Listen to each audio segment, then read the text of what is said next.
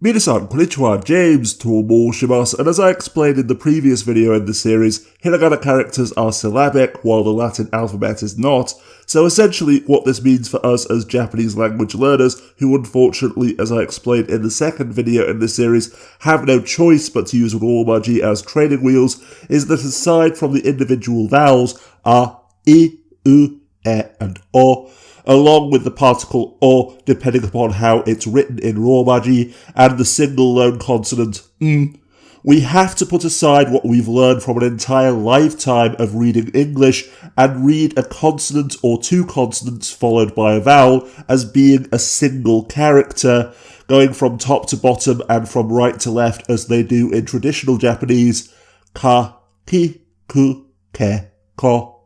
sa, shi, su, se, so, and so forth. So, for example, although in English, blending the vowels and consonants together, this is the word hair, in Romaji, reading ha and re separately, it is hare, meaning fine weather, sunny, or a clear sky. And so using Romaji as the bridge between English and Japanese that it was always intended to be, killing two birds with one stone by both helping us to put aside English while we're reading Romaji and also by helping us to learn hiragana. Another tip which was far more appropriate for me to give here rather than in my previous video series is for each of us to get a notebook or something similar, and then whenever we learn something in Romaji, to also do our best to write it out in hiragana and perhaps even in katakana. That is to say, when we learn the sentence "Kore wa watashi no hon desu," this is my book, write it down in both Romaji and hiragana, preferably while using what we learn in the countless video series available online,